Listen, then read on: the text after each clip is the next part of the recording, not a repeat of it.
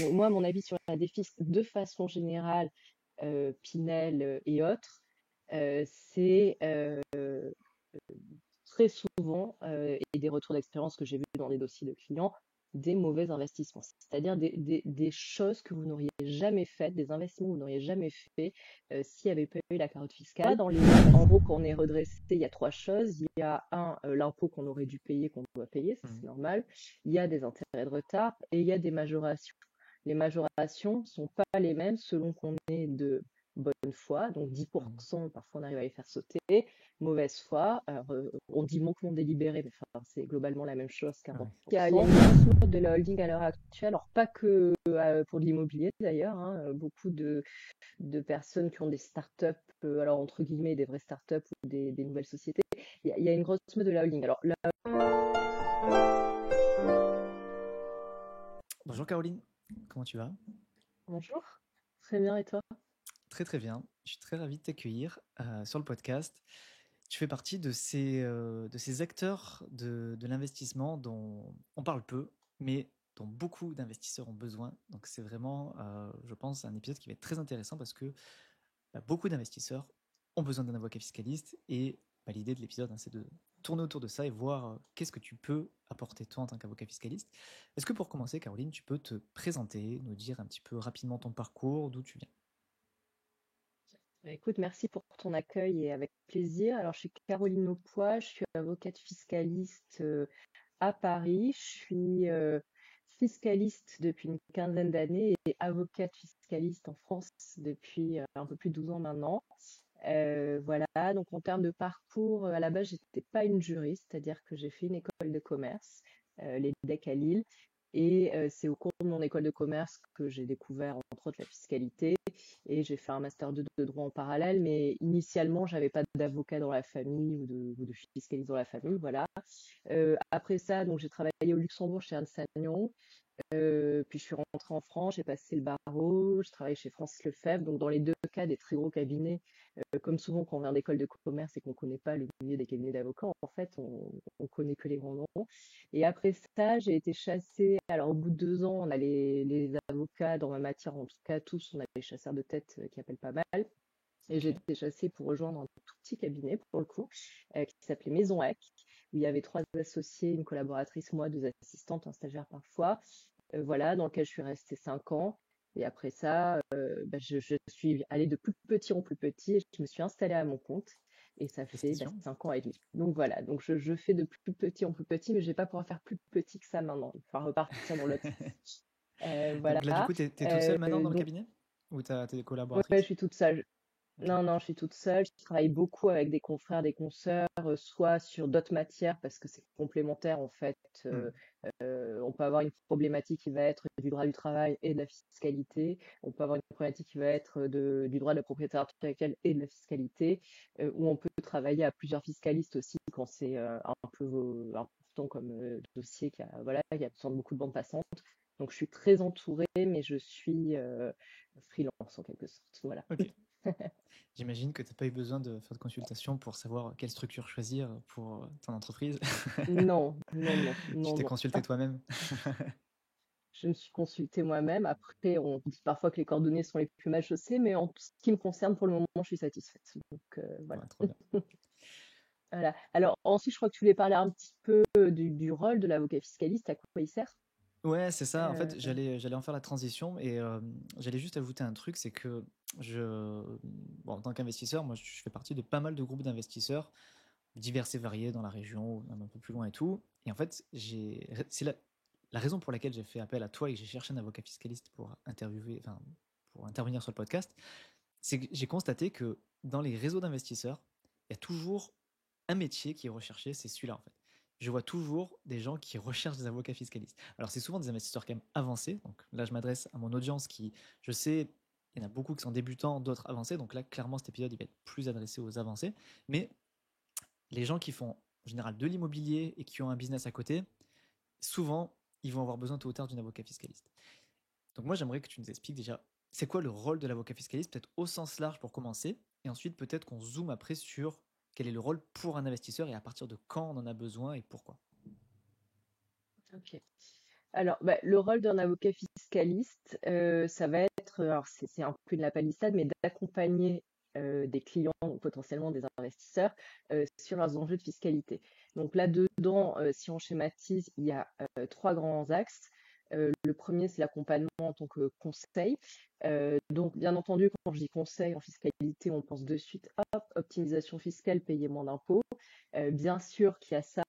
Bien sûr qu'une partie de mon travail et de celui de mes confrères et consoeurs, c'est comment on fait une opération en optimisant la fiscalité ou si on a finalement plusieurs projets, quel est l'impact fiscal de chacun et ça peut peser dans la balance pour les choix. Donc, il y a ce côté d'optimisation.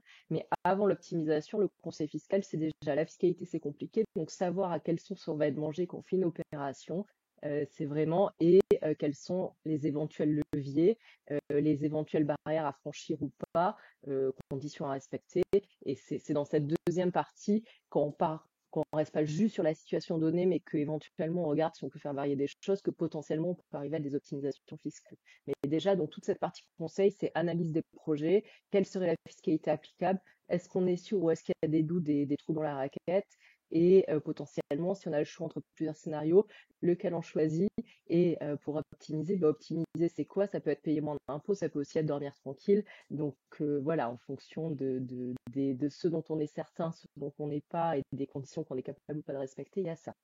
Donc ça, c'est une grosse partie de mon activité en tout cas, et de celle de beaucoup d'avocats fiscalistes, Donc voilà, ça, on est qui est, d'accord, voilà. quand tu parles d'optimisation fiscale, tu parles principalement pour la structure patrimoniale, j'imagine, entre les sociétés commerciales, éventuellement des choses liées aux investissements, mais tu parles pas de Oui, pour un, produits d'investissement pour la défisque. non, oui, Ok. voilà, pas du tout. Non, non, je parle pas de produit, je parle vraiment de tu veux faire une opération. Alors, ton opération, ça peut être déjà resserré ou étroit, c'est-à-dire je veux investir dans de l'immobilier location saisonnière. Là, tu es déjà sur un truc assez resserré.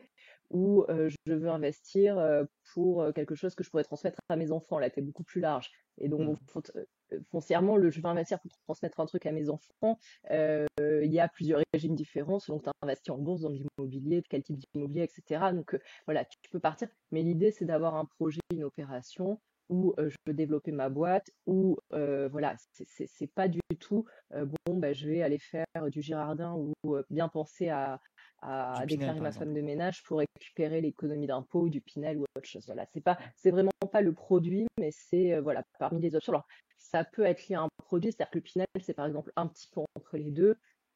Après tout, si tu as envie de faire du locatif à loyer modéré, peut-être que le Pinel peut être la façon d'optimiser. Bon, je le pense pas vraiment dans J'allais te dire 99% que je des suis pas cas, d'accord avec toi, mais mais tu l'as dit tout seul. mais si on arrive à créer son propre produit de défi super, pourquoi pas. Mais globalement, l'optimisation, c'est pas la défi. Ouais. C'est pas faire un chèque pour avoir un produit qui donne des avantages fiscaux. C'est vraiment comment on va structurer l'opération, que ce soit patrimonial pour des investisseurs privés, que ce soit dans un groupe de société, dans une logique purement optimisation de la fiscalité du groupe de société. Mais c'est vraiment, c'est différent de faire un chèque pour avoir une réduction d'impôt qui tombe un Hmm. peu toute seule. Voilà. Bah, je pense qu'on Donc ça, balayera voilà. après, volontairement, on balayera après, je pense, les sujets de défisque pour avoir un peu ton avis un Ouais. peu sur ce qui existe, parce qu'on pose aussi beaucoup de questions sur Ouais, ce que j'en pense. Il y en a certains, certains produits, je m'exprime pas mal, mais d'autres que je connais moins. Et je te propose on en discute plutôt un petit peu plus avec tard, plaisir. qu'on continue de focus un peu sur le. Parce que là, je crois que tu as dit qu'un axe, non? Ou deux? Oui, c'est ça. Donc, il y a trois axes, comme je le disais. Donc, le premier, c'est le conseil. Donc, déjà, comment ça marche, à quelle sauce on va être mangé pour telle ou telle opération, et si on peut optimiser par rapport à son projet et par rapport à ses préoccupations plus ou moins financières, ou plus ou moins de se rassurer qu'on n'est pas riche fiscalement. Voilà. Donc ça, c'est voilà une grosse partie du métier. Deuxième partie non négligeante du métier qui va en lien finalement avec ce conseil, c'est ce que je pourrais appeler un peu la compliance, c'est-à-dire alors naturellement la souscription des déclarations fiscales au printemps, d'impôt sur le revenu Donc d'IFI. tu peux accompagner Ça des peut gens être finalement aussi pour la partie déclaration d'impôt quand il oui, y a des alors complexités, quoi. très honnêtement, accompagner, c'est-à-dire que je l'ai fait pour eux. C'est-à-dire qu'il y a un Ok. tel volume à ce moment-là que soit je la fais, soit je la fais pas, mais je ne fais pas trop d'accompagnement parce que malheureusement, c'est vraiment le dossier sur lequel tout le monde a la même deadline. Hmm. Et en plus, tout le monde, beaucoup de gens prennent les ponts de mai, les vacances de Pâques, etc. Donc, c'est des calendriers assez ingérables. Donc, Ok. l'accompagnement, alors, peut être soit dans l'anticipation, c'est-à-dire je viens de céder un bien immobilier, une société, peu importe. Ça peut être un peu préparé dans le sens, on va calculer combien est la plus-value, à combien va être taxé, etc. Et donc là, on n'est pas dans la souscription même de la déclaration, mais dans préparer le combien on va payer. Mais ça, je le rattache plus finalement à la partie conseil. Soit c'est vraiment, on fait la déclaration au printemps. Alors, je fais soit un bout de la déclaration, soit toute la déclaration. Mais c'est vrai que pour être totalement transparente, c'est pas la période où je vais faire des allers-retours et des consultations au téléphone pour savoir. Ouais, Ça va être j'imagine. moins une logique de tenir la main que de faire court sur Ok. cette période-là. Voilà. Et donc la compliance, donc il y a ce côté-là qui est assez évident, mais ça peut être aussi, donc par exemple pour les investisseurs qui font des mécanismes d'apport de titres à des holdings, ou des schémas d'apport-cession ou simplement d'apport, il y a des attestations qu'il faut fournir à certains moments. Ces attestations doivent être jointes à la liasse de la holding. Donc ça peut être que moi je fasse ces attestations ou que tout bêtement je vérifie que le comptable les a faites ou que je vérifie qu'elles ont été bien faites par le comptable. Même chose dans des groupes de sociétés pour les fusions, etc. Alors, on ne fait pas les liasses des sociétés, mais on peut aider sur des états de suivi, des choses. Voilà. Donc, ça va vraiment être vérifié que toutes les déclarations, attestations ou autres documents qui doivent être fournis par des sociétés ou par des particuliers sont bien fournis. Parce que sinon, potentiellement, on perd le bénéfice d'un régime de faveur et donc on perd Des sous. l'optimisation, voilà, les sous, ou on se prend des majorations plus tard quand on s'est redressé parce que ça a été mal fait. Donc, bon, Hmm. voilà. Et enfin, dernière grande typologie de mission, ça va être le contentieux. Donc, le pré-contentieux, ce qui va être contrôle fiscal, vérification de comptabilité. Ensuite, la phase avec l'administration, on n'est pas encore devant les juges, mais donc on reçoit ce qui s'appelle une proposition de rectification, par exemple. Donc, en gros, la proposition de redressement de l'administration, et puis potentiellement aller devant les tribunaux. Donc ça, c'est la dernière mission. Normalement, quand on a bien fait son travail en conseil, Tu évites ça, quoi. on n'a pas enfin, on peut avoir ses clients en précontentieux, voire en contentieux, mais on sait que on C'est gagne, on généralement perd, qu'ils t'ont pas voilà. consulté avant, quoi, c'est ça? Non, mais ils peuvent avoir, enfin, souvent oui, mais parce qu'en plus c'est des choses qui sont très longues, donc il y a des entreprises qui sont vérifiées aujourd'hui sur des impôts qui datent de 2016, des choses comme ça, donc c'était pas Ouais. forcément mes clients à l'époque, donc voilà. Mais au-delà de ça, mes clients aussi peuvent recevoir des propositions de rectification parce que l'administration n'est pas toujours, on gagne parfois contre l'administration fiscale, c'est-à-dire qu'elle Hmm. n'a pas toujours raison. Ouais. Euh, Heureusement. mais si c'était mes clients conseils, il vaut mieux qu'on gagne à la fin, quoi. C'est un peu l'idée. C'est clair. Voilà. Ok, ouais, donc du coup, il y a quand même une grosse palette Voilà, donc c'est de ça. missions, quoi, que tu as. Ouais, Ça ne oui, se oui, limite pas oui. Et puis que à après, ça, l'optimisation fiscale, tu vas aussi même jusque dans les tribunaux pour défendre certains de tes clients, quoi. totalement, totalement. Et puis après, c'est d'autant plus large, même si parfois on me dit, mais vous êtes, ah bon, vous faites pas du droit du travail aussi, mais c'est pourtant du droit des affaires, comme la Mhm. fiscalité. Mais déjà, donc, tu as cette palette de missions. Moi, j'ai des clients entreprises particuliers et il y a plusieurs impôts, impôts sur le revenu, impôts sur la fortune, impôts sur les sociétés, TVA, taxe sur les salaires, etc. Je ne fais pas tout, je ne fais pas de douane, je ne fais pas globalement presque pas d'impôts locaux, donc taxes foncières, voilà. Mais en fait, ça fait déjà beaucoup à faire. Si tu réfléchis quand tu vas faire une opération dans ta vie de tous les jours, acheter ta baguette de pain, il y a l'impôt sur les sociétés et la TVA sur la baguette elle-même. Il y a tous les impôts sur les locaux, donc CFE, etc., sur Mhm. le local commercial. Enfin, il y a de la fiscalité partout, en fait. Mais c'est ce qui est intéressant aussi. Ok. Voilà.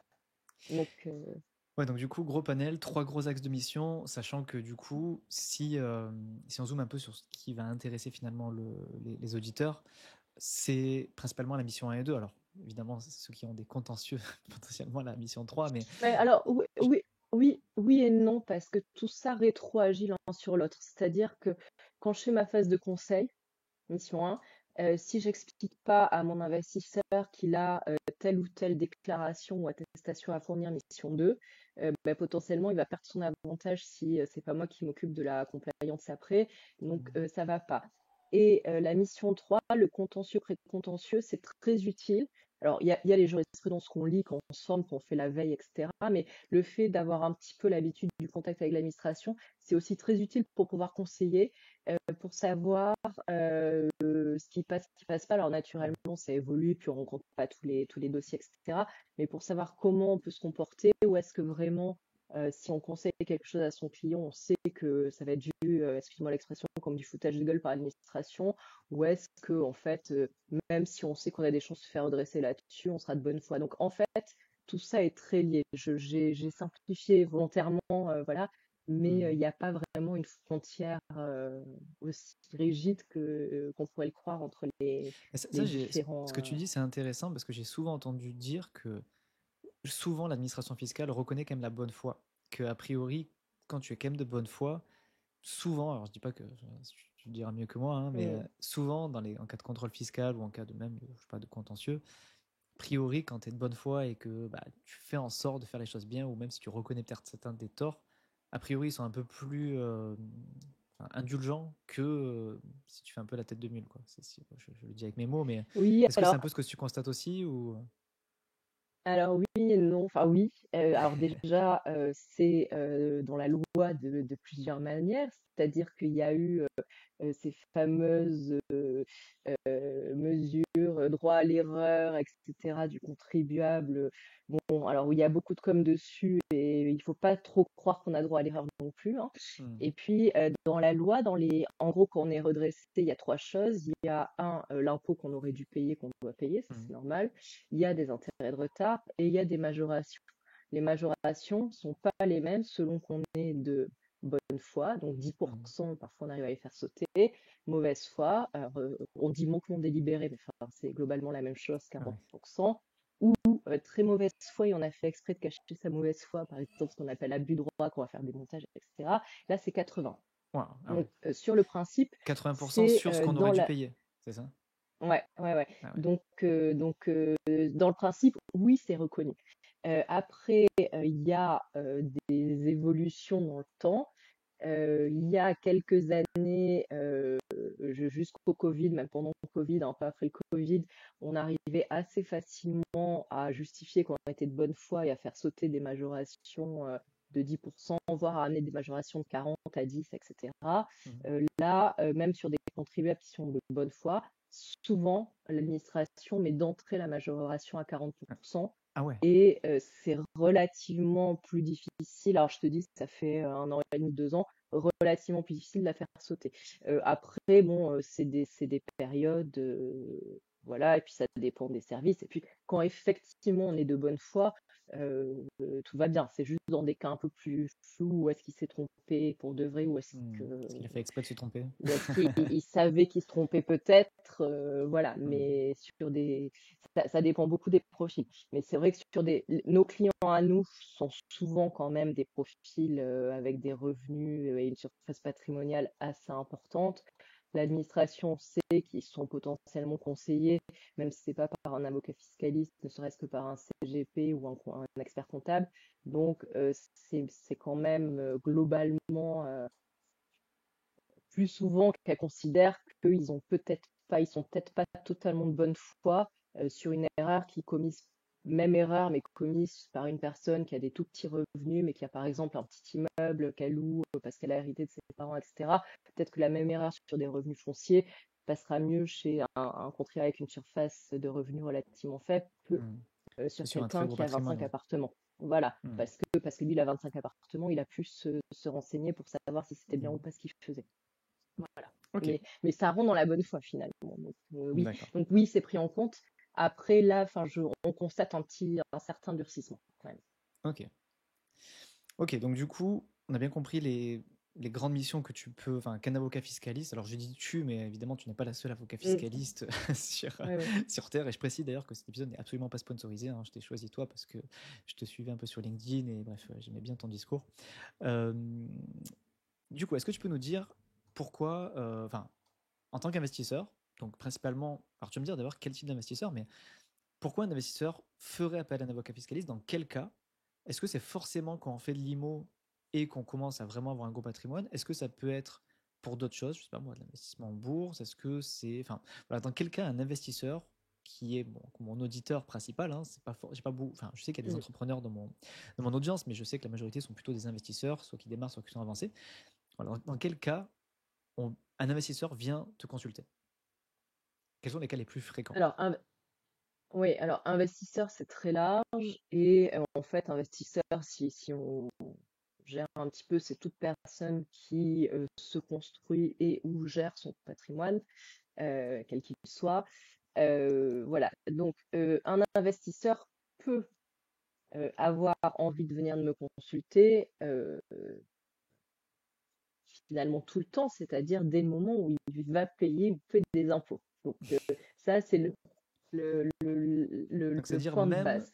même avant la phase de pas forcément s'il y a SCI, holding, même si par exemple il veut investir même en nom propre, par exemple en LMNP, ou il y a un passage potentiel en Oui, alors, ALMP, c'est des oui, choses alors, pareilles qui peuvent arriver pour lesquelles on peut te consulter?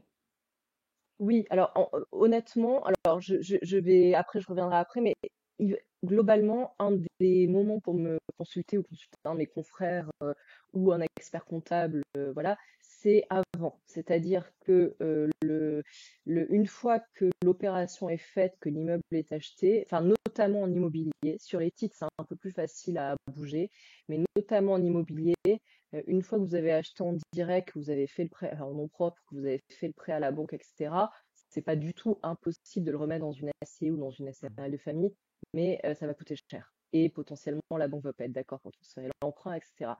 Donc, le bon moment pour consulter, ça peut être C'est avant l'achat? avant de faire une opération, quelle qu'elle soit. Donc, l'opération, c'est l'achat. Donc avant même le compromis, par L'opération, exemple? c'est oui, alors pas forcément. Alors avant le compromis, ce qu'il faut savoir de façon générale sur l'immobilier, c'est de se garder les portes ouvertes. Donc ça vaut pas la peine de prendre une consultation chez un avocat, mais c'est si votre notaire vous le dit pas directement, prévoir dans le compromis que vous pouvez, vous avez une faculté de substitution, c'est-à-dire la possibilité que le bien vous engagez à l'acheter, mais vous vous engagez à l'acheter soit personnellement, non propre, donc seul ou en indivision, hein, peu importe si vous êtes plusieurs à l'acheter, et vous gardez la faculté de vous substituer une personne de votre choix. Une personne, ça peut être une société, donc ça peut être Ouais, une une SCI, une SCI, SRL. ok. Donc c'est pour ça, vous pouvez signer le compromis personnellement, pas savoir qui va l'acheter, et dans les 3 mois plus ou moins entre le compromis et la signature finale de l'acte de vente, voir si vous faites une société ou pas pour acheter. Ok. Voilà, donc Donc ça, ça, il n'y ça a pas s'appelle la clause de forcément besoin. substitution qu'on peut mettre dans le compromis, hein, c'est ça? C'est Ok. ça, totalement, totalement. Et donc ça, c'est pour vous laisser les mains libres. Après, peut-être qu'il y a quand même un certain nombre de notaires et de vendeurs qui vous laissent faire acheter par une SCI, même si c'était pas prévu dans le compromis Mhm. initial. Mais ça, c'est pour vraiment être tranquille, pas s'être Pour être engagé à protégé, acheter ouais. soi Mhm. et devoir finalement acheter soi alors qu'on se dit que ça aurait été mieux d'acheter avec une société. Donc voilà, donc ça, c'est donc de façon générale, donc là on parle de l'immobilier, du compromis, mais de façon générale, un investisseur donc, qui va investir ou qui a déjà investi, le bon moment pour consulter, ça peut être avant une opération, donc opération d'achat, que ce soit de titres, de biens immobiliers ou autre, euh, ou une opération de cession. Je vais vendre mes titres, comment va être imposée la plus-value, je vais vendre mon immeuble, comment va être imposée la plus-value. C'est pas forcément courant, mais j'ai le choix entre vendre les parts de ma SCI et vendre le bien lui-même, qu'est-ce qui est le Qu'est-ce qui est mieux, le mieux, ouais. euh, voilà, etc. Parce que une fois qu'on a fait l'opération, on peut plus optimiser derrière. C'est-à-dire que l'optimisation, c'est comment on fait l'opération. C'est pas quelle case on coche dans la déclaration d'impôt. Alors, Mhm. ce que je dis est pas totalement vrai. Il y a quelques optimisations où c'est juste cocher une case dans la déclaration d'impôt. Typiquement, est-ce que je choisis la flat tax, qui est l'imposition par défaut pour les dividendes et les plus-values sur les titres à l'heure actuelle, ou enfin les titres classiques, enfin les titres de SI, ou est-ce que je reste au barème? Ça, c'est, il n'y a rien besoin de faire lors de l'opération, c'est une case dans la déclaration. Mais sinon, voilà, on voit bien que si est-ce que je vends l'immeuble détenu par la SCI ou les parts de la SCI, si vous le faites, si vous vendez avant, ben après c'est fini, quoi. Vous n'allez pas annuler la vente pour en refaire une autre. Donc Ouais. voilà.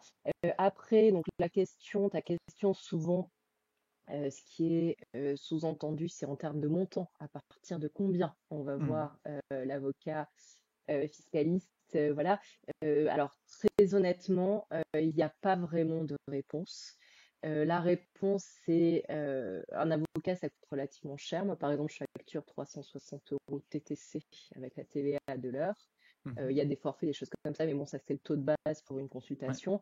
Donc, si c'est pour aller acheter, vous avez 5 000 euros à placer en bourse, moi, je suis ravie de vous recevoir. Je ne refuse personne.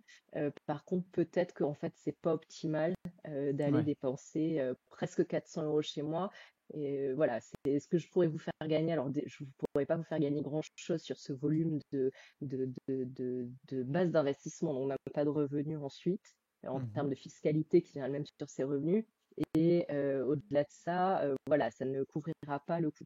Donc, c'est voilà, quand on commence à avoir une surface financière sur le projet un peu importante, ou quand vraiment on a envie, on a besoin de se rassurer. C'est-à-dire, Mhm. c'est un petit peu comme Ouais, tous de bien les. dormir la À nuit chaque sur ses fois qu'on choix, va quoi. consulter, ouais, bien dormir la nuit, ou parce qu'on en a envie, on a envie de comprendre, de s'éduquer, de poser des questions qui Mhm. pourront servir pour d'autres projets aussi.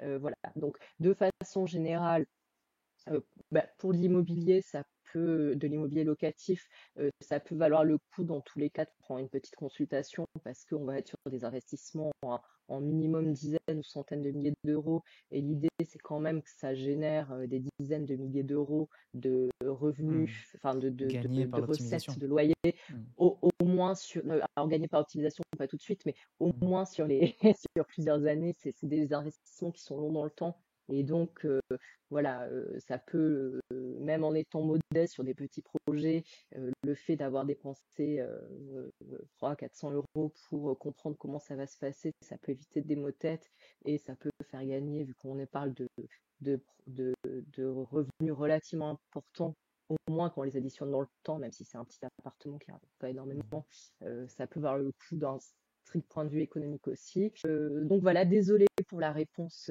toujours un petit peu décevante, mais il n'y a J'ai pas pas de, dit il y ça. a pas, c'est pas à partir de 200 000 euros de revenus, 1 million d'euros de patrimoine, il y a pas de choses comme ça. Et donc après, sur les moments, donc voilà, je disais avant une opération quelle qu'elle soit, après en cours de route, surtout si on a des doutes, c'est toujours bien. Voilà. Ce qu'il faut savoir, c'est que restructurer quelque chose, ça peut être assez coûteux fiscalement Mhm. ou juridiquement s'il faut créer des sociétés, etc., bouger des choses. Euh, et donc, ça ne veut pas dire qu'il ne faut pas le faire ou qu'il ne faut pas consulter au moins pour savoir ce qu'il faudrait faire. Mais parfois, c'est quand même plus délicat de faire bouger des choses sans que ça coûte trop cher et ou sans que tout le château de cartes s'effondre. Donc voilà, parfois on est obligé de faire ça de façon un peu chirurgicale quand ça a été très très mal construit au début. Ok. Et du coup, euh, donc là, on parle principalement d'immobilier sur, bon, a priori, les, Mm. les principaux cas qui viennent te voir. Sur la partie a priori investissement en bourse, pas forcément. Est-ce que tu as aussi le cas qui revient sur, par exemple, l'intérêt de créer une holding, par exemple? Parce que moi, c'est un cas que je vois souvent avec des collègues entrepreneurs ou investisseurs qui ont une SCI ou plusieurs SCI ou des fois même des boîtes à côté. Et souvent, ils ont besoin d'avoir besoin d'un conseil d'avocat fiscaliste pour la holding. Est-ce que c'est Mm. quelque chose sur lequel toi, tu es confronté, enfin, où tu vois que des investisseurs viennent te voir aussi pour ça? Oui, oui, oui, tout à fait. Et puis en plus, il y a une grosse mode de la holding à l'heure actuelle. Alors pas que pour de l'immobilier d'ailleurs, hein, beaucoup de personnes qui ont des startups, alors entre guillemets des vraies startups ou des nouvelles sociétés. Il y a une grosse mode de la holding. Alors la holding, elle a plein d'intérêts, hein. Quand je dis mode, c'est pas C'est forcément péjoratif. péjoratif, J'ai loin l'impression de là. aussi que moi, j'entends Ça a parler de holding tous les jours en ce moment, mais peut-être que je suis Ouais, dans le ouais. truc aussi. Non, non, mais il y a plein d'intérêts objectifs. C'est pas pour rien que beaucoup de gros patrimoines, de dirigeants de sociétés, voire de groupes de sociétés eux-mêmes, quand on fait abstraction des personnes physiques au-dessus, sont structurés avec des holdings. Mais c'est pas la panacée à tout. Mhm. La holding, globalement, si tu veux qu'on rentre un petit peu sur le sujet de la holding, peut-être. Ouais, vas-y, dis-nous un petit peu à quoi ça Ouais. sert, pourquoi ce serait La, utile, ouais. voilà, la holding, très schématiquement, ça a deux intérêts principaux. Alors, dans une logique patrimoniale, le premier intérêt, c'est que ça fait. La holding, c'est une société qui détient d'autres sociétés, tout bêtement. Quand les sociétés du dessous remontent des dividendes ou sont vendues, voire, mais il faut pas trop jouer avec ça si on n'est pas sûr de ce qu'on fait, paie à la holding des fees, donc des honoraires pour les services qu'elle leur rend. Donc, encore faut-il que la holding rende vraiment des services. Voilà, donc ça remonte de l'argent dans la holding. Et donc, la holding, elle a deux intérêts. La première, c'est de servir en quelque sorte de tirelire soumise à l'impôt sur les sociétés, c'est-à-dire que l'impôt sur le revenu, on sait qu'il y a des tranches qui vont de 0 à 45% et que les revenus fonciers, par exemple, sont imposés en plus au prélèvement social à 17,2. Donc, avec des revenus, on va dire, de cadre supérieur moyen imposés dans la tranche à 30%, un revenu foncier va être imposé à 30 plus 17,2, 47,2%, donc près Ça pique. 50%. Ouais, avec des hauts revenus imposés dans la tranche à 45, voire ça peut aller jusqu'à 49 si on prend en compte la CEHR en plus, mais restons sur 45. 45 et 17,2, ça fait 62,2 d'impôts, et donc on monte à 66,2 avec notre CEHR. Donc ça fait les deux tiers du revenu qui partent en impôts. La holding, elle est imposée à 25%, l'IS au Maximum. maximum. 15, Sachant qu'il y a une 25. tranche à 15 pour 42 000, je crois, 42 Il peut 500. y avoir une tranche à ouais, 42 500 alors, dans certains cas, mais bon, dans les profils dont on parle, dans la plupart des cas, c'est 25. rempli comme condition. Voilà.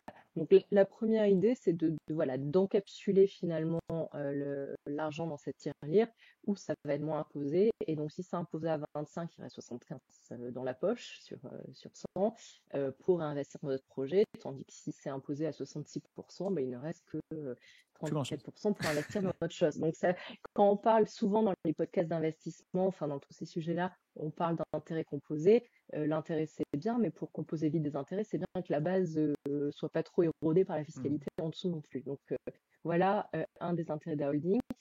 Cet intérêt de tirelire peut toujours, mais surtout pouvait avoir quand il y avait l'ISF, d'autres intérêts pour certains profils, c'était que comme on a un mécanisme de plafonnement de l'IFI à l'époque de l'ISF, où on ne peut pas avoir d'ISF ou d'IFI qui ferait passer le total des impôts dus au-delà de 75% des revenus, bah, si on n'a pas les revenus en direct mais qu'on les met dans une holding, on abaisse le plafond et donc potentiellement ça pouvait permettre dans certaines logiques, stratégies de réduire le montant de l'IFI ou de l'ISF. Voilà, par des mécanismes de plafonnement. Donc ça, c'est vraiment, je les mets ensemble, c'est différent comme mécanisme, mais c'est vraiment l'idée de bloquer l'argent dans une société plutôt que de l'avoir dans sa poche en direct. La contrepartie à ça, bah, c'est que l'argent, il est quand même dans la société. C'est-à-dire qu'on ne paie pas ses vacances avec, on ne peut pas les études de ses enfants avec. On peut naturellement faire des frais, mais encore faut-il que ce soit pour l'intérêt de Justifié, la ouais. holding.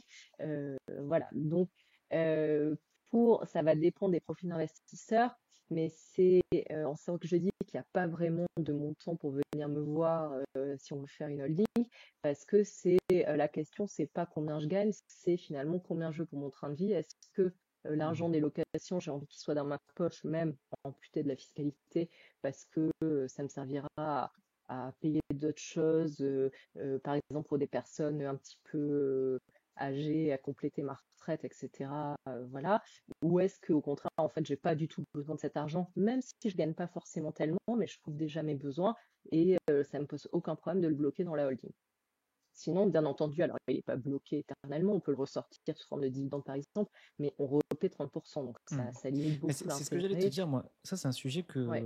que je trouve n'est jamais abordé par les investisseurs. C'est que, et tu le dis très bien, l'inconvénient de la holding, et j'ai envie de dire même la SCI, hein, alors c'est évidemment c'est une autre Mm. structure, mais c'est que c'est bien de capitaliser, ça a plein d'avantages, et je pense que tu viendras après pour la transmission notamment, mais quand tu veux vivre un peu de ton capital, donc tu veux être entre guillemets rentier, hein, soit par l'immobilier, soit parce que ta boîte a bien Mm. marché, c'est bien d'encapsuler, mais tôt ou tard, si tu veux vivre dessus, comme tu dis, tu peux pas vivre à 100% sur ta boîte.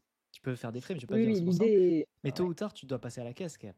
Tu vois, tu as l'IS à Oui, 15 ou oui. 25, Ah oui, et oui. ensuite, Mais il faut alors, te payer par dividende ou en salaire, oui, mais alors tôt ou tard, tu passes à la caisse.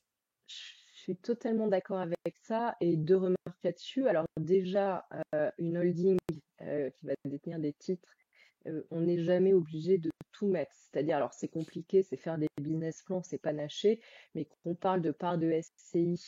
Alors la SCI, de toute façon, elle doit avoir deux associés. Donc on Mm. peut être associé avec sa holding, on peut avoir d'autres personnes qui sont associées de la SCI avec sa holding. Mais voilà, par nature, la SCI, on va être panaché des parts. Mais même, enfin, quelle que soit la forme de société sous la holding, on peut très bien avoir la holding qui détient 70% et soi-même qui détient 30%. Voilà, alors c'est pas une science forcément facile de savoir combien notre SCI ou notre société, quelle qu'elle soit, versera de dividendes en 5 ans, et est-ce que si on en a 30% et qu'on a laissé le reste dans notre holding, c'est la meilleure optimisation entre faire grossir notre patrimoine pour ce qui va dans la holding et notre train de vie. Ça, c'est compliqué. Mais déjà, il faut savoir que c'est jamais tout blanc ou tout noir. Mm. Ensuite, remarque par rapport à ce que tu as dit, effectivement, faire une holding, si c'est pour tout reprendre dans sa poche, ça n'a aucun intérêt. Le régime Murphy, c'est quand même, même si, alors on en parlera après, c'est quand même un frottement fiscal de plus. La holding, dans tous les cas, c'est, même s'ils sont faibles, c'est des coûts en plus. C'est une fiscalité ou une petite fiscalité en plus sur les cas de figure. Et c'est des coûts de gestion, la comptabilité, l'approbation des comptes, etc., tous les ans. Donc, c'est quand même, voilà, si c'est pour tout reprendre, autant avoir les titres directs de la société, que ce soit la SCI, sa société opérationnelle, peu importe, directement en direct, enfin en nom propre.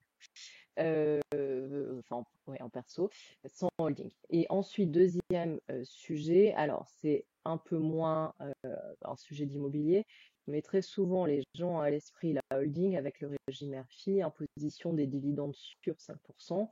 Donc 5% fois 25%, ça fait un taux effectif d'imposition du dividende à 1,25%, contre 30% de la taxe Ouais, en direct. beaucoup moins. Par contre, voilà. Par contre, moi, je suis assez surprise de voir que très souvent, ils ont l'impression qu'à ce moment-là, ils l'ont dans la poche. C'est-à-dire qu'ils ont vraiment payé Mm. 1,25 au lieu de payer Mais non, parce que 30%. évidemment, il Et faut les c'est pas, sortir. quand je dis ça, c'est pas du tout méprisant, mais effectivement, s'ils veulent le ressortir, ben, c'est 1,25 plus 30% sur ce qu'on ressort. Mm. Donc en fait, ça fait plus, ça fait pas moins. C'est pas, c'est l'optimisation. De toute façon, il y a toujours soit des conditions à remplir, des choses comme ça, de façon très générale, si on prend un pas de recul.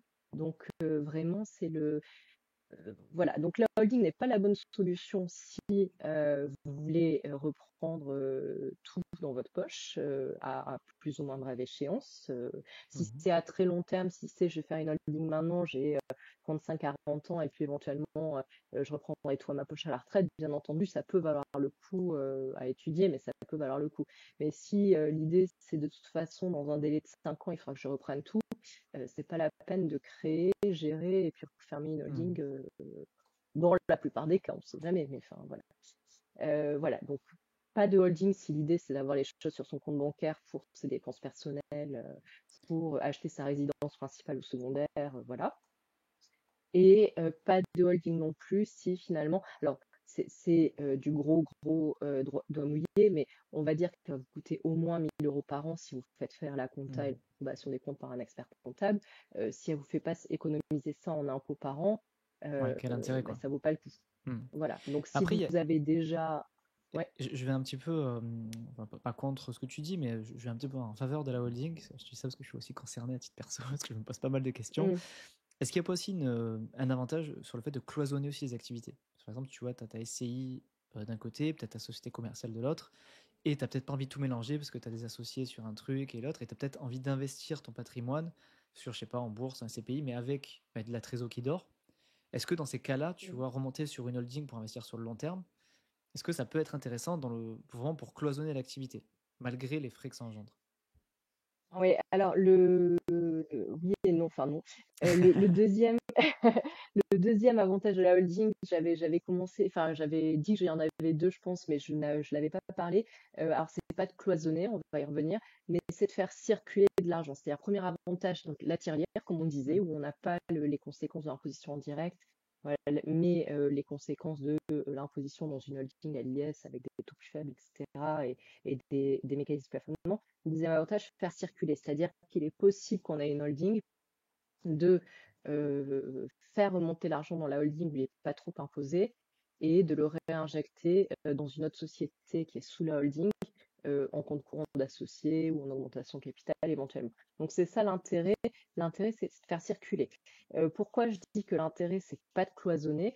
parce qu'en fait, on peut très bien cloisonner sans holding. C'est-à-dire que tu peux très bien avoir ta société opérationnelle d'un côté, ta SCI de l'autre en direct, euh, et c'est tout, et sans holding au-dessus. Hmm. Et le fait de faire circuler l'argent, bah, tu peux aussi le faire en direct finalement, c'est-à-dire que ta société opérationnelle peut te verser un dividende que tu vas apporter à ta SCI en compte courant parce que tes loyers ne te permettent pas totalement de couvrir tes emprunts ou autres, ou parce que voilà, tu as envie de faire d'autres projets dans cette société, acheter un autre immeuble.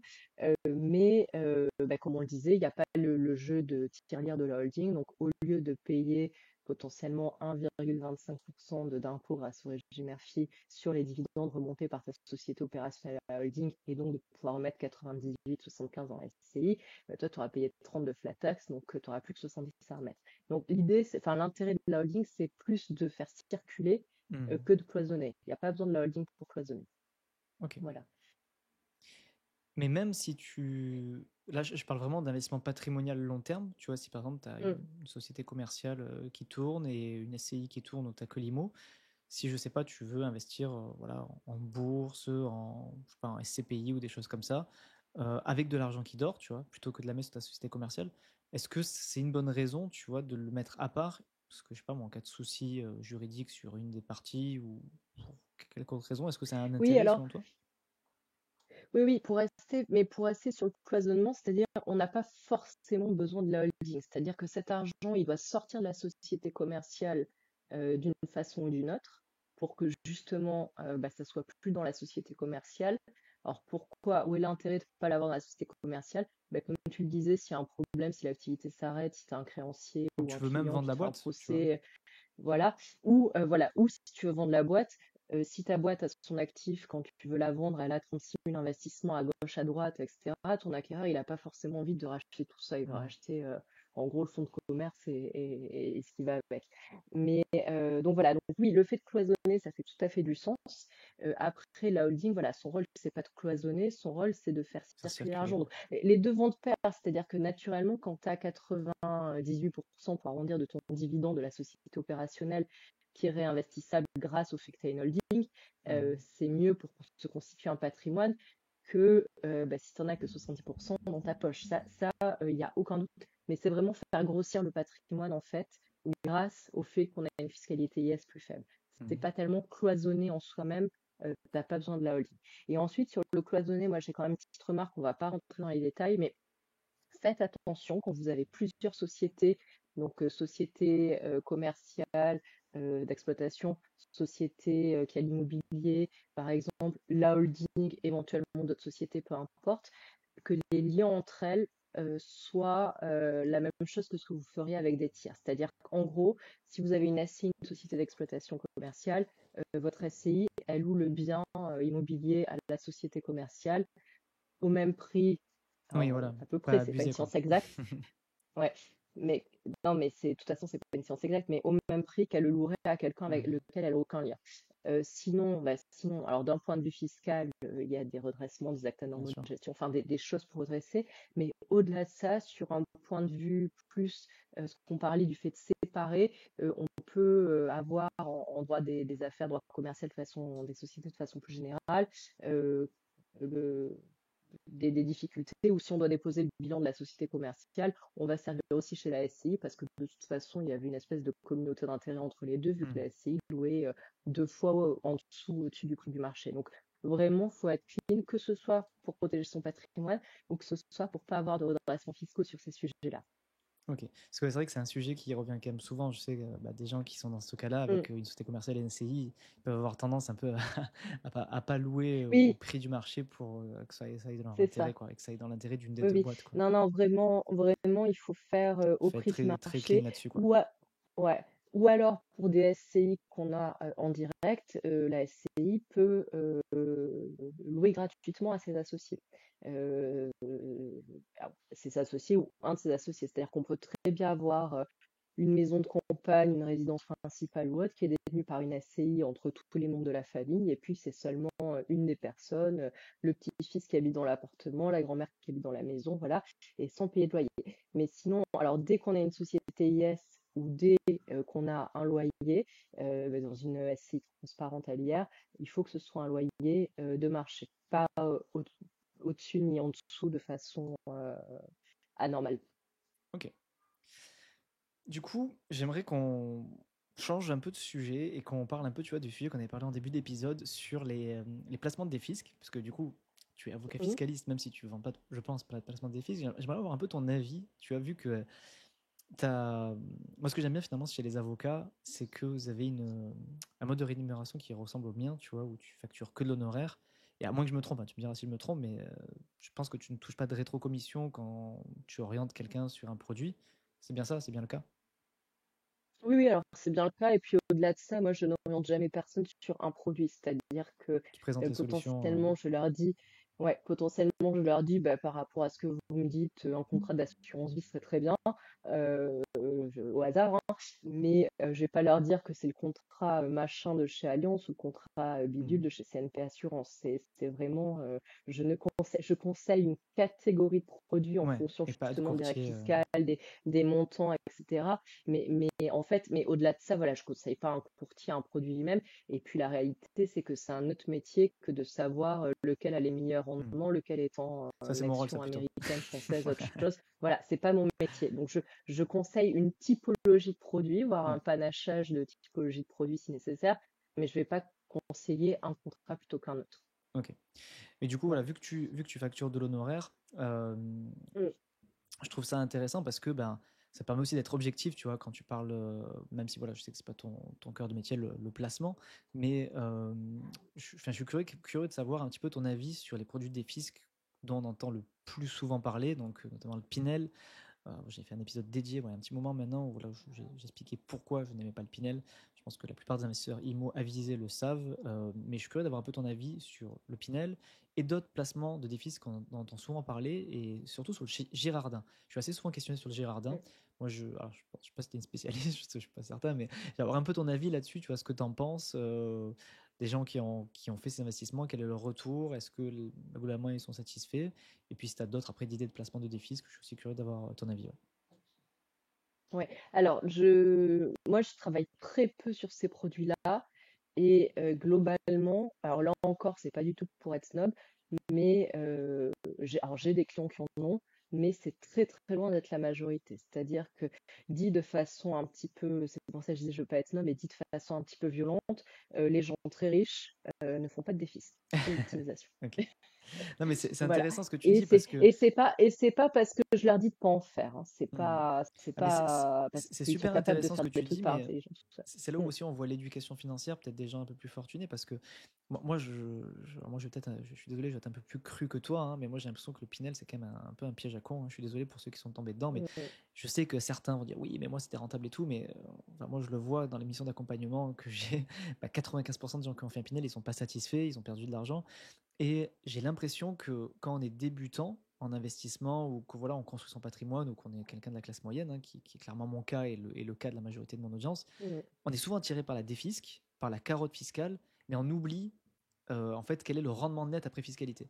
Et moi, c'est quelque chose sur lequel je me bats et que j'essaie d'éduquer les gens, et je pars du principe que vaut mieux optimiser fiscalement que défiscaliser. Il faut voir quel est si tu fais pas de défisque, quel est ton rendement net d'impôt, même si tu payes de l'impôt, plutôt que avec une défisque et d'avoir un rendement pourri en fait. Et souvent les gens sont Ouais. aveuglés par la défisque. Alors ça, je suis tout à fait d'accord. Alors il y a plusieurs paramètres qui jouent là-dedans. Alors c'est de l'argent tout ça, et l'argent c'est très psychologique, et peut-être encore plus en France où malgré tout, malgré des podcasts comme le tien, etc., bah, ça reste un peu tabou. C'est-à-dire qu'on en parle peut-être plus avec nos amis que la génération de nos parents, mais enfin, on n'en parle pas forcément avec tous nos amis, surtout quand on est dans des situations voilà, un peu border, où il y en a qui gagnent plus, qui gagnent moins, on ne sait pas si on peut se permettre, etc. Donc en fait, voilà, c'est des sujets qui sont pas forcément faciles à évoquer. Il y a un petit complexe aussi, comme les maths pour certains à l'école, ou comme les papiers administratifs quand on est plus grand, de oh là là, le lapin au milieu de la route avec les phares dans la figure, le paralysé à l'idée même d'y penser, voilà. Donc il y a ce côté-là psychologique où on ne sait pas trop, voilà. Il y a la pub qui nous massacre sur Instagram, Facebook, etc. Vous payez plus de 2 000 € d'impôts par an, blablabla, Laissez-moi vous etc. expliquer en 5 minutes Euh, comment. qui, qui, qui a l'air trop belle pour être vraie, mais bon, quand même, personne n'aura encore fait de procès, donc c'est tentant, peut-être qu'on va regarder, parce que quand même, c'est vrai qu'on fait beaucoup d'impôts. Et puis, il y a quand même une espèce mais enfin, c'est normal ou pas, mais d'aversion énorme des gens qui paient des impôts au fait de payer des impôts. Alors, Mm. pour différentes raisons, parce que bah, c'est toujours trop cher, hein, quand on paie quelque chose et qu'on voit pas directement à quoi il nous sert, même si on sait qu'il y a des écoles, des hôpitaux, des routes, Mm. tout ça, ben, on n'a pas forcément envie de payer, parce qu'il peut y avoir une espèce de hargne, enfin, de sentiment d'injustice, ah mais oui, mais il n'y a que 50% des Français qui paient de l'impôt. Alors, sur le revenu, tout le monde paie la TVA, tout le monde paie la CSG, etc. Et c'est pas juste, c'est toujours les mêmes qui paient qui sont massacrés. Et j'ai droit à ça, j'y ai bien droit, je vais en profiter, Mm. voilà. Donc voilà, il y a plein de raisons pour lesquelles on peut faire des choix motivés par la carotte fiscale et qui sont en réalité des très mauvais placements. Donc voilà, donc moi, mon avis sur la défisque de façon générale, Pinel et autres, c'est très souvent, et des retours d'expérience que j'ai vus dans des dossiers de clients, des mauvais investissements. C'est-à-dire des choses que vous n'auriez jamais faites, des investissements que vous n'auriez jamais fait s'il n'y avait pas eu la carotte fiscale. Parce que aller acheter un appart en Pinel dans la banlieue, au fin fond de je ne sais pas quelle petite ville de province, où voilà, il se passe rien à côté, etc.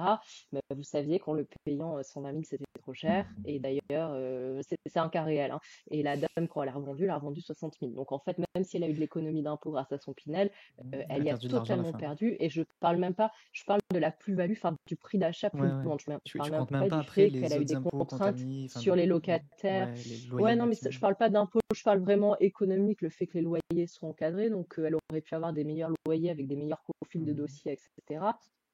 Voilà. Voilà. Donc souvent, c'est des mauvais placements, mais même quand ils sont pas si catastrophiques, en fait, souvent on les surpaie. C'est-à-dire que vous auriez peut-être fait le même investissement, mais vous l'auriez payé 20% moins cher, parce qu'en fait, c'est le promoteur, le CGP, qui prend Mais les tout le monde prend rétrocommissions sa et part en fait. C'est autres intermédiaires qui récupèrent en réalité votre économie d'impôt. Donc, globalement, je suis plutôt contre. Voilà, enfin, c'est pas que je suis contre ou pour, mais c'est que la plupart En des tout cas, produits, je considère que c'est pas des investissements ouais, t'as constaté intéressants. dans ton métier, comme Ouais. moi finalement, que la majorité des clients qui en ont ne sont pas satisfaits finalement. C'est ça. Alors, il y a Alors là, je parle surtout des Pinel ou équivalents. Mm. C'est lié tout ça. Après, il y a d'autres types de produits de défisque en fait, si Mm. on réfléchit bien. Alors, une des raisons pour lesquelles mes clients, enfin les clients des fiscalistes en ont pas tellement, c'est aussi qu'il y a quand même des plafonnements des niches fiscales. Mm. Donc, le fait d'aller chercher sur certains produits, la plupart des niches fiscales, on est plafonné à 10 000 euros. Sur certains produits, ça va être plutôt 18 000 euros de réduction d'impôt. Ça semble énorme quand on le dit comme ça. Mais moi, j'ai des clients qui payent des dizaines, voire plus d'une centaine de milliers d'euros d'impôts par an sur le revenu. Donc finalement, bah, ils préfèrent, enfin, le fait d'aller grappiller Ouais, quelques milliers d'euros grâce à un produit comme ça les intéresse pas. Et puis de toute façon, ils ont déjà explosé le plafond des 10 000 avec leur coach de Mm. sport à domicile et leur femme de ménage. Donc ça explique aussi pourquoi ils font pas peut-être, hein. C'est pas que des analyses approfondies. Voilà. Alors peut-être une petite histoire sur l'aversion à la fiscalité qui fait qu'on est prêt à payer plus cher, même si ça n'a pas d'intérêt.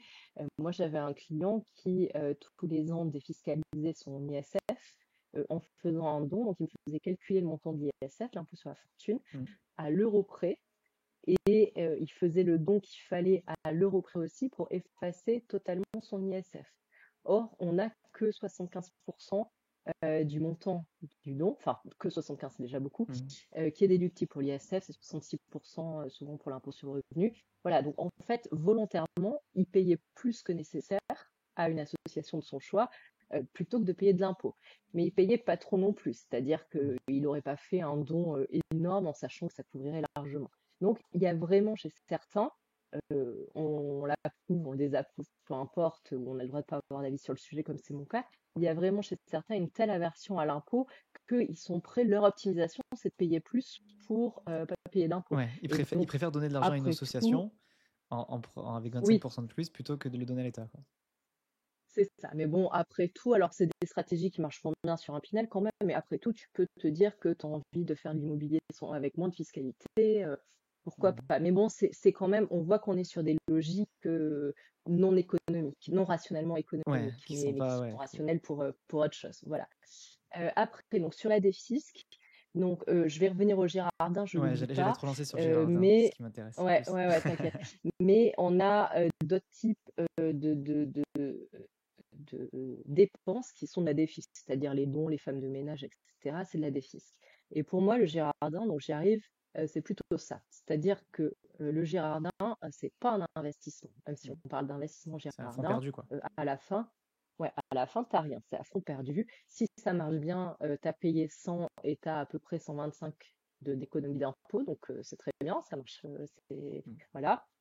Mais t'es pas propriétaire de l'entreprise, de la machine agricole ou autre Mm. en outre-mer après, et tu vas pas voir tes associés en Guadeloupe. Donc pour moi, c'est pas un investissement, c'est plus, alors c'est pas non plus un service comme la femme de ménage, c'est plus proche du don en quelque sorte. Alors le don, tu déduis pas tout, le Girardin, tu déduis un peu plus que ce que tu avais versé, mais c'est clairement pas un investissement.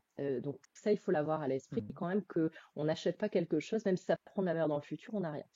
Et après, bah, ce qui est dangereux avec le Girardin, c'est que ce que tu as payé, tu l'as payé, donc tes 100, tu les as payés.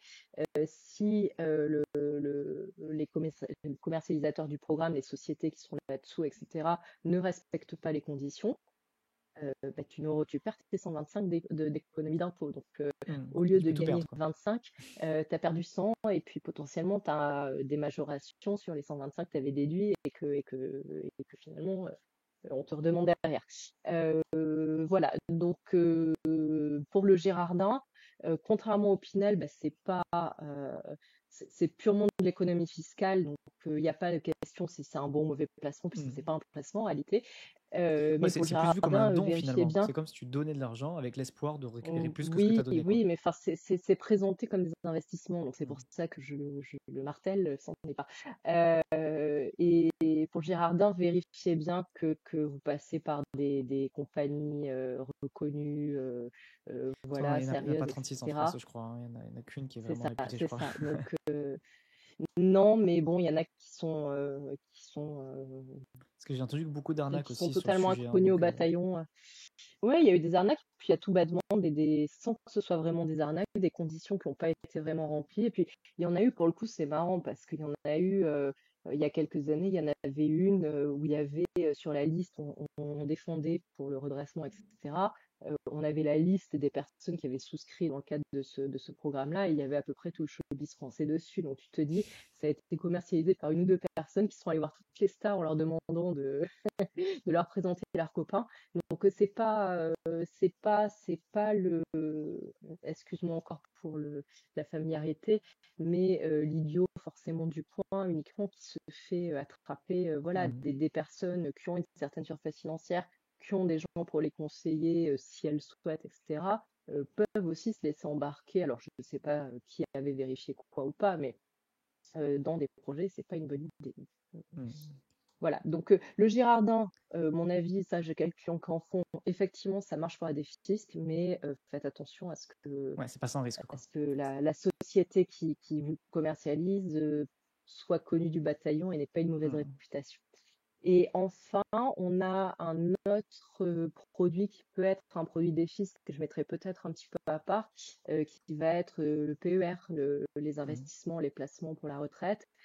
Ça peut faire du sens pour se constituer une retraite complémentaire sur un produit qui est quand même un peu différent d'un contrat d'assurance vie ou autre. C'est-à-dire c'est un produit dans lequel, sauf événement particulier, on ne peut pas se piocher. Donc les Non, c'est pas créanciers ne peuvent liquide. pas venir Mm. vous le prendre si vous arrive quelque chose.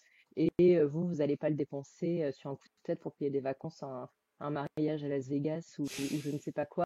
Donc voilà, c'est pas forcément plus rentable qu'un contrat d'assurance vie, mais ça permet de vraiment le mettre de côté pour la retraite, ce qui est à la fois Bah, un t'as quand même un avantage et un avantage fiscal inconvénient. à l'entrée. Enfin, t'as une Voilà. avance Et fiscale, voilà. Et là, t'as une avance et là où fiscale de la part du voilà, fisc, ouais. c'est ça. Et là où il y a une avance sur le produit lui-même, donc l'avantage fiscal, c'est effectivement quand on verse, donc il y a la déductibilité. Donc ça, en réalité, ça a surtout un intérêt pour les gens qui vont avoir un décalage entre leur taux d'imposition au moment où ils versent et leur taux Mhm. d'imposition quand Comment ils ils retirent. retireront à la retraite. C'est-à-dire Mhm. que typiquement, le profil idéal, c'est la profession libérale ou l'indépendant qui a énormément de revenus mais qui aura une toute petite retraite. Voilà. Et Mhm. de façon générale, pour des salariés ou autres, ça peut aussi faire du sens, Mais je mais trouve ça que c'est fait délicat, peut-être moi, pas du de. sens à 22 ans quand on commence à travailler, quoi. Voilà. Mais je trouve que c'est quand même délicat parce que moi, tu vois, c'est le seul produit, entre guillemets, de défisque que moi je recommande. Mm. Parce que bah, je trouve que c'est. Je dis toujours c'est le moins pire plutôt que de dire que c'est le mieux parce que moi je suis vraiment pas fan de défisque. Et pour moi, il y a quand même des inconvénients notables sur le PER qui sont bah, le fait que ce soit bloqué jusqu'à la retraite, hein, qui risque d'évoluer encore. Donc Oui, qu'on n'aura peut-être pas. c'est Mm. ça qu'on n'aura peut-être Mm. pas. Et voilà, quand tu as 30 ans, est-ce que tu as envie de bloquer l'argent jusqu'à 64 ans? Voilà, c'est. Il y en a qui sont OK, hein, mais j'y préviens toujours mes clients en disant OK, est-ce que tu OK avec ça? Mais c'est pour ça que je pense que tu as bien vu, je te l'ai pas présenté comme un produit défisque. Je Ouais, t'ai présenté comme un produit pour la retraite. C'est-à-dire ouais, c'est que ça. c'est vraiment, il faut pas le faire pour la défisque. L'intérêt par rapport, effectivement, imaginons qu'on a un contrat d'assurance vie qui présente exactement le même rendement annuel, etc. Effectivement, l'intérêt, si tu es un petit peu discipliné et que tu ne dépenses pas tout ton argent dès que tu en as un petit peu de côté pour des choses que tu regardes ensuite, l'intérêt, ben, c'est effectivement cette carotte fiscale en plus. Mais il ne faut pas le faire pour ça. Il faut le faire pour se dire, je me prépare un capital avec de l'argent dont j'ai pas besoin, dans lequel je taperai pas, Mhm. je le sécurise, etc. Effectivement, j'ai cet avantage en plus, mais il ne faut pas mettre au max son PER si en fait c'est de l'argent dont on aurait besoin Mm. ou Ou qu'on veut se voilà, laisser enfin le c'est pas choix pour de l'utiliser voilà, pour prendre une ou retraite qu'on veut se anticipée, laisser le par choix exemple. de oui, ou tout bêtement pour acheter sa résidence principale si on l'a pas encore ou plus tard quand on aura des enfants ou autre. Et voilà, et la carotte fiscale, elle existe. Alors, on va dire que schématiquement, dans des populations classe moyenne supérieure ou CSP+, en fait, pour être réaliste, donc des cadres équivalents, euh, à 22 ans peut-être, ou 23 ou 25 en sortie d'études, peut-être qu'il n'y a pas vraiment d'intérêt fiscal parce que peut-être que ton taux d'imposition est le même que celui que tu auras à la retraite. Peut-être qu'à 30-35 ans, quand tu commences à gagner un peu plus, en plus si tu n'as pas forcément encore d'enfants, que tu n'es pas marié avec quelqu'un qui gagne moins que toi, etc., c'est peut-être là que tu es entre là et 50 ans, selon les gens et les histoires de vie, que tu vas être au maximum de ton taux d'imposition. Et puis après, et puis voilà. Mais bon, c'est pas. En fait, on ne sait pas ce qui va se passer. C'est-à-dire que peut-être c'est de l'argent, peut-être qu'il arrivera quelque chose et qu'on n'aura jamais notre retraite malheureusement. Donc voilà, c'est de l'argent qui ne sera pas dans la succession, si je dis pas de bêtises. Donc c'est pas net, c'est vraiment un capital retraite. Yes. Bon, Caroline, on arrive au bout de notre échange. J'avais encore quelques questions, mais bon, je vais pas forcément. Généralement, j'essaie de ne pas faire dépasser mes épisodes depuis 1 heure, mais en tout cas, c'était super intéressant ce que tu nous as dit.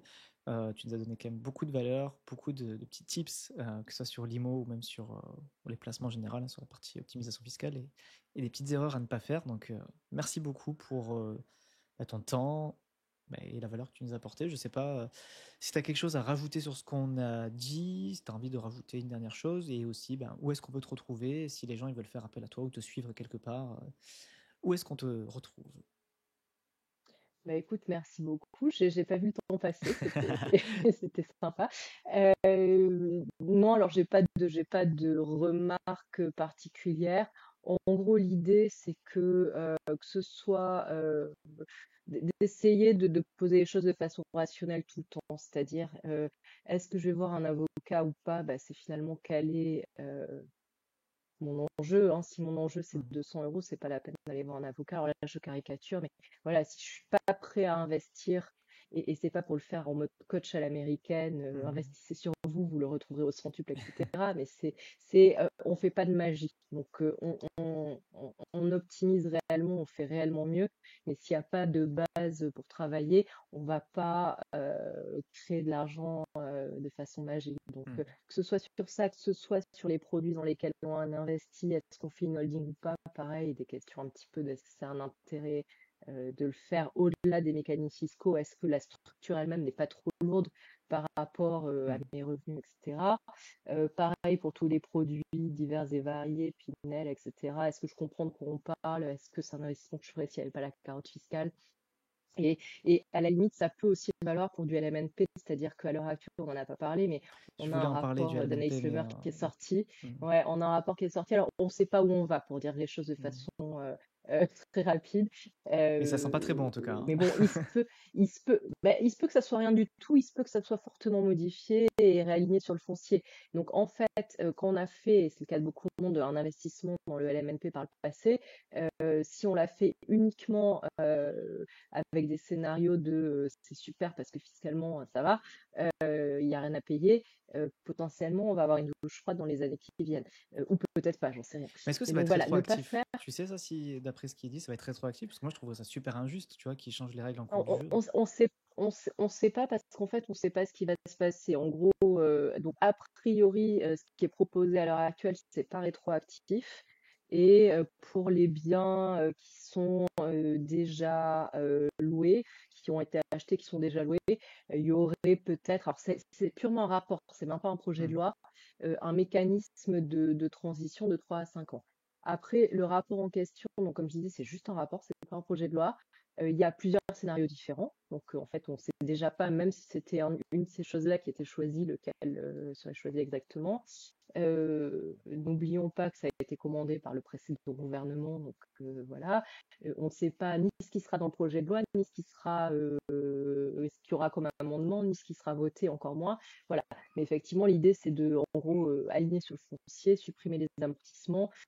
Bon, mais il Tous les se peut que avantages ça ne quoi passe du pas. LMNP. L'année dernière, c'est ça. Mais c'est pour ça que finalement, le LMNP, est-ce que c'est une optimisation? Alors, c'est pas de la déficit, mais c'est une optimisation. Mais si effectivement, c'est un appart que tu aurais acheté aussi pour le louer nu, même si ça te faisait suer de payer plus de 50% d'impôts, ça va te faire mal en impôts, mais ça va. Si c'est un appart où c'était absolument pas rentable, enfin, c'était pas vivable, c'est même pas que c'est rentable, c'était pas jouable de le financer s'il avait été en revenu foncier, location nue, et que tu l'as fait en meublé, bah là, tu es un petit peu comme celui qui fait des Pinel sans savoir dans quoi il Mm. investit, en fait. C'est que un changement de fiscalité et pof, tout est à plat. Mm. Donc voilà. Mais voilà, pour le meublé, sans rentrer dans les détails, on a ce rapport qui est sorti. Mais en réalité, on ne sait pas du tout ce qu'il va y avoir dans la loi. Et puis après, entre ce qu'il y a dans les projets de loi et ce qui se passe, l'année dernière, ils avaient déjà cherché, alors c'était pas à supprimer les amortissements, mais à les réintégrer dans les plus-values taxables. Mm. C'était pas passé. Ouais, Donc déjà, et il c'était déjà faut plus pas avancé que ce qu'il y a s'attendre. aujourd'hui finalement. Enfin, l'année dernière, c'était vraiment un Oui, projet de oui, loi. bien, oui, Ça oui, n'a oui, pas été oui, accepté. Et là, oui, c'est oui, juste un rapport qui oui, n'est même oui. pas un projet de loi. Donc, C'est un certes, rapport commandité par l'ancien gouvernement. C'est pas dans le projet de loi. Il y a une assemblée qui va devoir voter. On ne sait pas quelles vont être les bon. majorités, enfin De toute façon, on n'a les pas de alliances, gouvernement aujourd'hui. etc. Donc, Non. Donc, mais ce qu'on sait, c'est que potentiellement, ça va être quand même durci à terme et que ceux qui font leur pari sur un projet qui ne passerait pas du tout en revenu foncier, bah, c'est potentiellement se c'est mettre à risqué, risque. quoi. Parce que au-delà de la fiscalité elle-même, est-ce qu'elle va évoluer sur le meublé ou pas, il y a aussi les moments dans la vie et un meublé, je vais dire des choses très bêtes, mais c'est quand même plus d'entretien, les locataires tournent un peu Mm. plus, il faut potentiellement changer les meubles. Peut-être que maintenant, j'ai 37 ans, j'ai envie d'acheter un appart en meublé, mettre la machine à laver, etc. Peut-être que si je le garde toute ma vie, quand je serai beaucoup plus âgée, j'aurai pas envie d'avoir des locataires qui changent beaucoup et de devoir changer le canapé et la machine à laver. Alors, Donc, je t'avais tout de suite, moi j'ai si, alors, 37 ans et bon, j'en ai déjà marre, tu vois. ouais, Ça fait mais 7 ans donc, que je fais ça et j'en ai déjà marre du c'est ça. turnover et de Mais donc, l'entretien. si alors encore plus si ça fait 7 ans que tu fais ça, ton crédit est peut-être pas remboursé. Si le projet est pas viable, bah, c'est quand même s'il est loué nu, Mm. c'est quand même se mettre Mais là, moi, pour le dans coup, des si la difficultés loi passe, potentielles, tu vois. enfin, si la loi passe, en nom Mm. propre, je ne vois plus aucun intérêt de faire du meublé. Enfin, tu vois, si les trois scénarios présentés, ils passent, si tu as la réintégration des amortissements et qu'ils alignent les abattements entre le nu et le meublé, moi, je ne vois aucun intérêt à garder du meublé. Bah, c'est parce qu'il n'y a pas que, il y a pas que la fiscalité dans la vie. Effectivement, si ça ligne, il n'y a pas d'intérêt. Mais le meublé peut peut-être te permettre de louer un peu plus cher parce qu'il y a un service supplémentaire, tu arrives, tu es prêt à poser tes bagages, donc que ce soit dans du saisonnier, Ouais, mais voilà. bon, ça, tu le Le compenses avec le fait d'avoir turnover et le turnover, quoi. Oui, oui, non, mais tout ce qu'on pense, mais après, c'est des choix économiques. Le fait d'avoir un meublé, par exemple, les meublés long terme pour les étudiants qui sont loués à l'année, bah, tu as les parents qui sont caution, c'est quand même, Hmm. ça peut être apprécié. Tu peux le reprendre plus facilement. T'as pas la contrainte des 3 ans avec préavis 6 mois à l'avance. Dans la plupart des cas, ça dépend des villes. Tu peux le reprendre chaque année. Donc en fait, il y a d'autres considérations que purement la fiscalité. Mais effectivement, si on aligne fiscalement, c'est qu'il n'y a plus d'intérêt sur l'autre fiscalement. Mais C'est ça. voilà. Bon, Caroline, Et voilà. Et donc voilà. Donc j'ai digressé, désolé. Et pour me suivre, alors j'ai une page LinkedIn, donc Caroline au poids. J'ai un site internet cabinet au poids. Pour les gens qui veulent prendre rendez-vous tu pour peux une visio épeler comme au ça, il y a un poids. petit calendrier. C'est AUPOIX. Oui, c'est ta Ok. raison, c'est pas assez évident que ça. Parce que Et, ça peut et, s'écrire de plein de façons, euh, hein, quand... oui, ça peut s'écrire de plein de façons, effectivement. Et après, honnêtement, si on tape Caroline au poids, mal orthographié, avocat fiscaliste Paris, comme c'est un nom un peu rare, je pense qu'on me trouve quand même. Mais bon. Ok. Moi, je Euh, mettrai ton lien, je pense, dans la description pour et ceux qui veulent te retrouver plus facilement. voilà. Et bon, il y a un Instagram, mais qui est plus perso que pro finalement. Voilà, il n'y a pas de. Mais oui, le LinkedIn et puis le site si besoin, où il y a toutes les informations nécessaires. Écoute, super Caroline. En tout cas, j'espère que des gens viendront te voir de ma part. Et enfin, bien sûr, pour ceux qui en ont besoin. Et bah, écoute, merci beaucoup en tout cas pour ton temps. La valeur que tu nous as apportée, c'était super intéressant. Alors, je suis désolé pour les débutants. Je sais que je ferai une intro en précisant que c'est pas pour les débutants cet épisode. Mais voilà, je sais qu'il y a une grande partie de mon audience qui est quand même avancée, à qui je pense ton intervention fera un grand bien et apportera beaucoup de valeur. Donc, merci encore pour ton Oh, je temps. pense que même les débutants peuvent écouter. Le mot pour les débutants, c'est juste bon sens. Cherchez pas trop à comprendre ce qui est trop compliqué forcément, mais juste remettre les bases à chaque fois qu'on fait un projet. Et ben écoute, merci à toi d'avoir organisé ça et pour ton accueil. Avec grand plaisir, Caroline. À bientôt.